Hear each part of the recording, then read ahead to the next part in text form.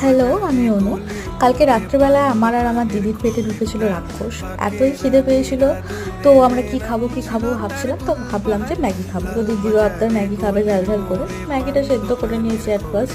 তো দেন আমি পেঁয়াজ টমেটো কাঁচা লঙ্কা কেটে নিয়েছি কুচি কুচি করে। দেন দুটো ডিম ফাটিয়ে কড়াইয়ে তেল দিয়ে হচ্ছে কি ডিমটা ভালো করে ফ্রাই করে নিয়ে তুলে রেখেছি।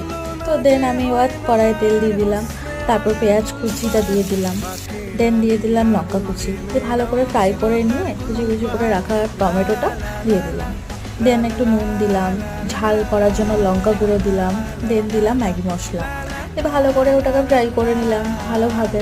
দেন সেদ্ধ করা ম্যাগিটা দিয়ে দিলাম, সেটা দেওয়ার পর ভালো করে নাড়াচাড়া করে ডিমটা দিয়ে দিলাম, দিয়ে আবার ভালো করে ফ্রাই করে নিলাম। একটু বাছিয়ে রেখেছিলাম ম্যাগি মশলা, তো সেটাও দিয়ে দিলাম। দিয়ে দেওয়ার পর ভালো করে ফ্রাই করে সার্ভ করলাম। এবার দিদির তো খুবই ভালো লেগেছে, আশা করি দেখেই বুঝতে